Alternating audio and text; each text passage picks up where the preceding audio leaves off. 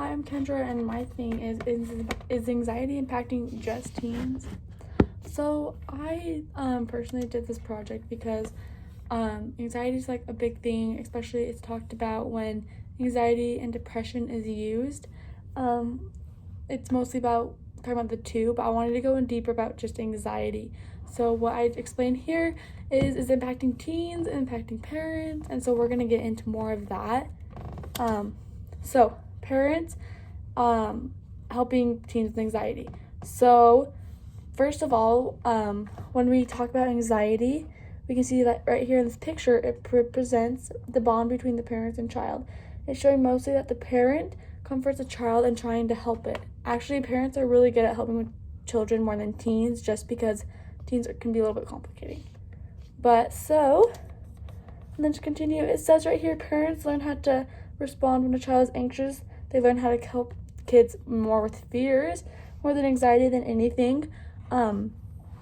Parents can help a child relieve their anxiety because they have more resources. They have more resources, meaning like maybe they've been through the anxiety part before, or they've expressed it in a way that they like experienced it in their life. So now we're going to talk about the genetics.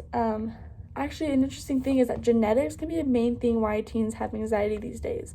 They can get it from their parents, it can get passed down from generations, and it can involve a teen to get anxiety from genetics. Genetics is a hereditary and the variation of inherited characteristics.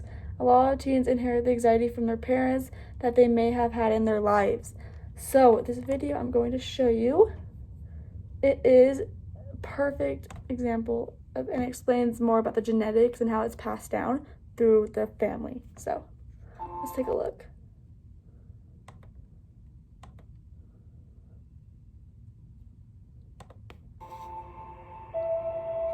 Starts. Preparing our kid bike. He's supposed to be a little nervous. It's a first experience. How do you get better in anything? You master the fear. Right. You talk a lot about anxiety between the parents and the children. Right. So we know, first of all, 30% of anxiety disorders is genetic.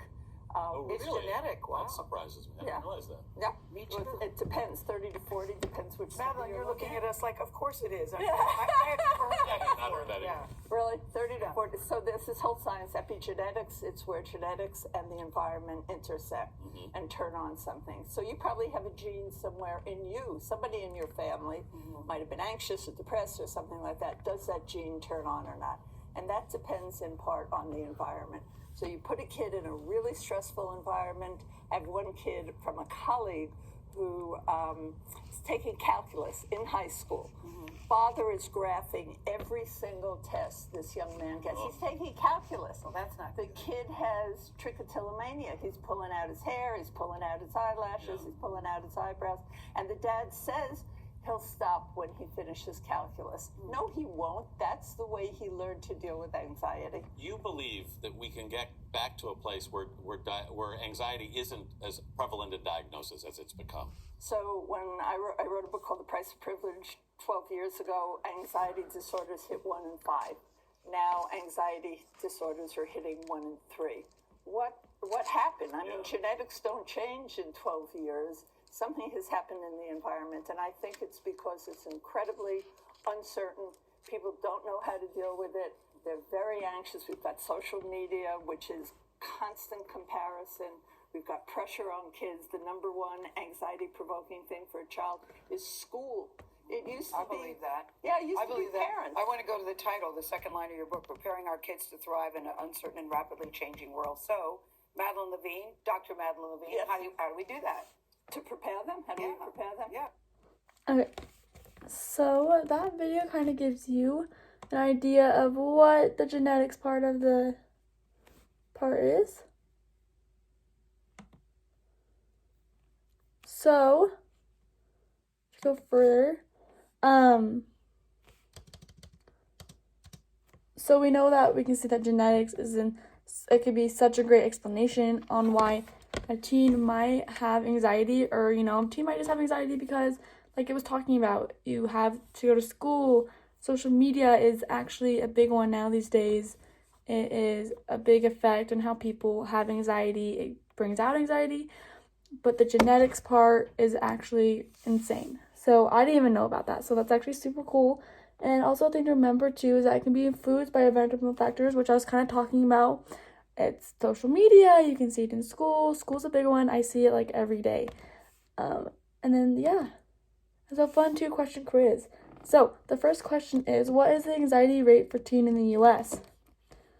So actually, it's not. So the teens are very higher than adults. Not very, but they are higher, and it's going to be 30.